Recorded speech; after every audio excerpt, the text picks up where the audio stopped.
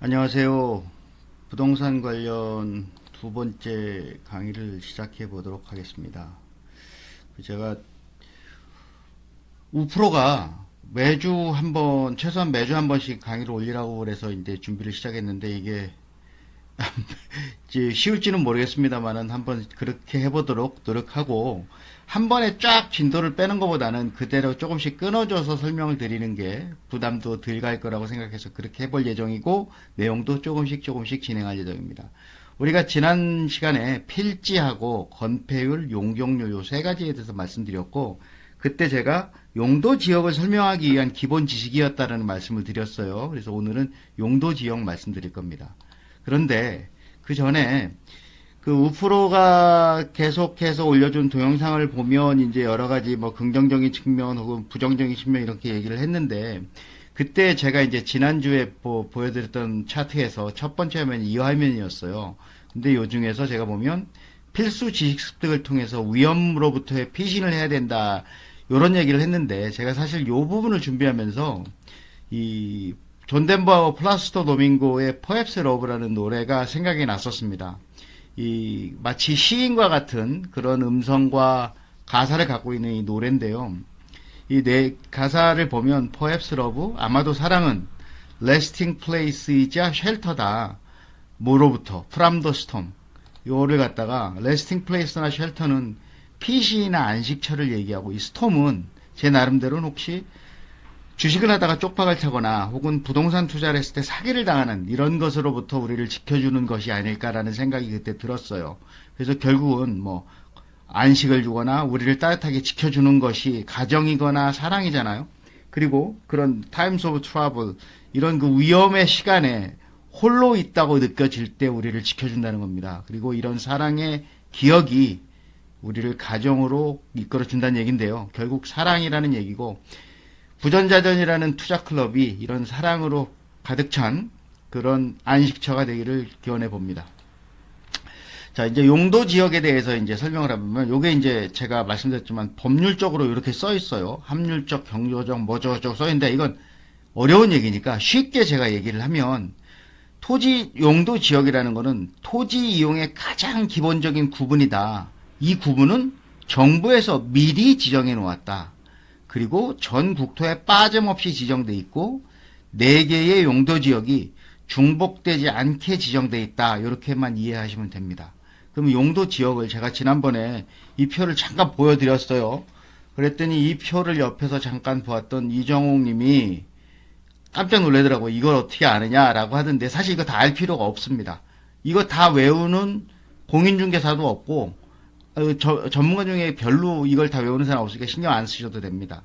단지 이런 지역이, 그러니까 요건 다 있고 도시지역, 관리지역, 농림지역, 자연환경 보호지역으로 봤을 때 이게 대략 어떻더라 하는 거를 이해를 하시면 됩니다.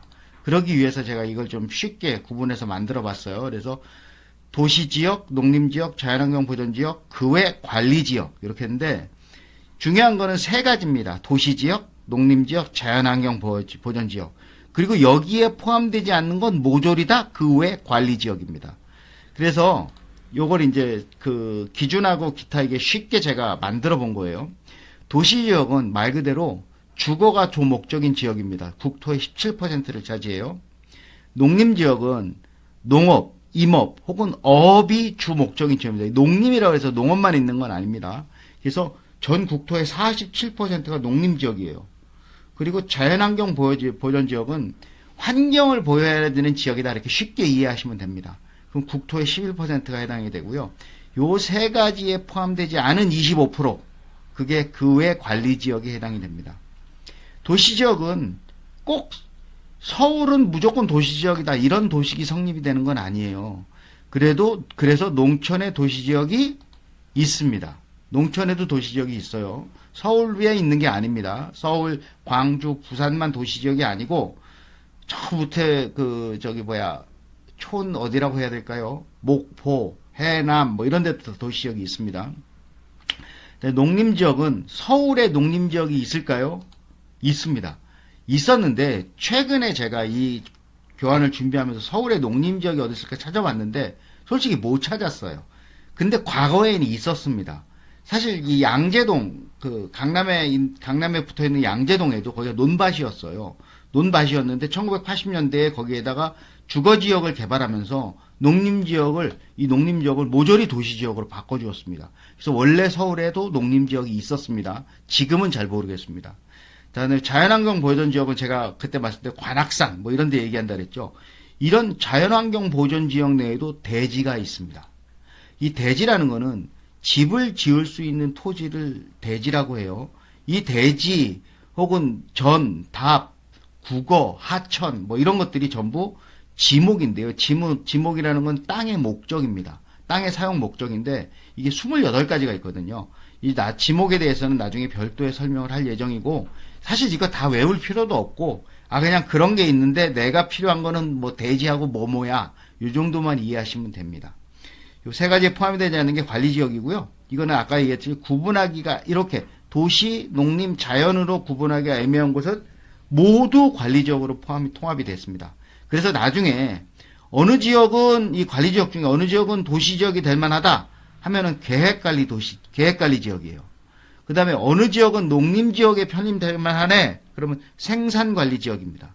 그리고 어디는 나중에 자연환경 보존지역으로 들어갈 것 같네 하면은 보전관리지역이라고 명명을 합니다. 그렇게 구분이 되고요. 자, 그러면 우리가 지난주에 얘기했던 건폐율하고 용적률 관련해서 연관지어서 생각을 해볼게요. 제가 이렇게 박스로 이렇게 쳐놓은 거는 이걸 한번 생각을 해보자는 얘기입니다. 자, 도시지역, 농림지역, 자연환경 보존지역 그 외입니다. 그런데 건폐율이라는 거는 땅을 덮고 있잖아요. 땅을 많이 덮고 있는 지역이 도시지역이겠죠. 그 다음에 저 산에 가면은 땅을 덮고 있는 데가 거의 없을 거 아니에요. 그렇게 해서 생각했을 때 순서를 매겨보면 도시지역, 농림지역, 자연환경 구외지역의 건폐율이 몇 번째일까요? 하면 도시지역이 제일 건폐율이 높겠죠. 용적률도 마찬가지입니다. 산 꼭대기에다가 수십 층짜리 빌딩을 질 수는 없어요. 그런 것처럼 요거를 순위대로 매겨보면 아마도 도시지역이 건폐율도 제일 높고 용적률도 제일 높겠죠. 그 다음은 어딜까요? 농림지역이나 자연환경이라고 생각할 수도 있겠지만 아직 포함하지 않은 것 중에 나중에 도시지역이 될 수도 있는 게 있다고 그랬잖아요. 관리지역에는. 그래서 그 외 관리지역 건폐율이나 용적률이 그 두 번째가 될 겁니다. 그 다음에 농림 자연은 거의 비슷비슷할 건데 농림이 그래도 산꼭대라고 표현해서 좀 안 맞습니다만은 이해하기 쉽게 그렇게 얘기할게요. 자, 산꼭대기보다는 그래도 논밭이 있는 지역이 건폐율 용적률이 좀 더 높겠죠. 그렇게 해서 3, 4 이렇게 졌습니다. 자, 근데 그러면 박스를 걷어내 보면 자, 도시지역은 50에서 90%예요, 건폐율이. 그 다음에 농림이나 자연은 똑같이 20%입니다. 관리지역은 20에서 40%까지 왔다 갔다 해요. 그래서 비슷하게 맞죠. 농림 자연은 실질적으로는 수치는 같습니다만 현실적으로는 차이가 나요. 농림지역이 자연환경 보존에서 통상 건폐율이 훨씬 많이 써먹습니다. 용적률도 마찬가지예요. 용적률 보면 80%에서 1500%, 1500% 하면 상당히 대단한 겁니다. 15배를 질 수 있는 거예요. 땅이 100평 있으면 바닥 면적을 1500평까지 질 수 있는 게 대단한 혜택인 겁니다. 그러면 만약에 반씩만 지으면 30층 올라가는 거예요. 그런 식으로 이해하시면 되고, 농림지역이나 자연환경 용적률이 80% 적용돼 있습니다만은, 이 80% 적용돼 있는 것도 실제로 이렇게, 예를 들어서 20%, 80%면 4층이잖아요. 그렇게까지 못 찾아 먹습니다. 그게 이제 여러 가지 제한을 두는데, 어찌됐든 제한은 이렇게 돼 있고요. 그 외 관리지역은 80%, 100%까지 돼 있습니다. 이렇게 했는데 참고로 하나만 말씀드리면 우리가 보통 알고 있는 여러 사람이 모여서 하는 집이 연립주택이나 빌라잖아요. 도시지역에는 대부분 빌라를 지을 수 있어요. 농림지역이나 자연환경 보존지역에는 못 짓습니다. 빌라를. 근데 관리지역에는 지을 수 있어요. 그게 여러 사람이 모여 살아도 아까 제가 얘기한 계획관리지역이었죠. 도시지역에 나중에 편입될 가능성이 있는 것, 그게 관리지역이라는데 거기는 지을 수 있습니다. 지금 제가 말씀드리는 거는 명칭이나 이런 퍼센테이지 같은 거는 저는 이거를 말씀드리려니까 외워서 말씀드리는 거지만 듣는 사람은 그거 외울 필요가 없습니다.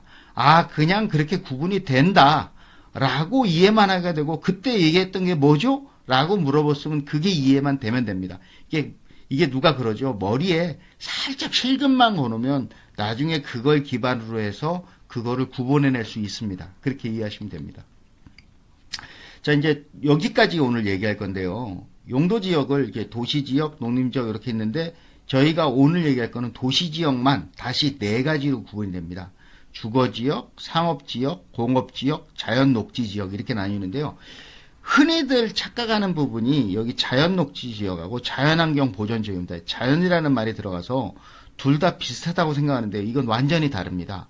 이 자연 녹지 지역은 도시 지역 내에 있는 자연환경이에요.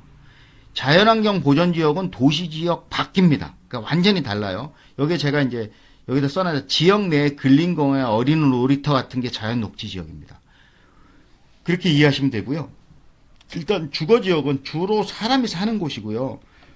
대표적으로는 아파트 단지나 빌라 혹은 주택이 있는 곳이 주거지역입니다. 상업지역은 주거보다는 상업이 우선합니다.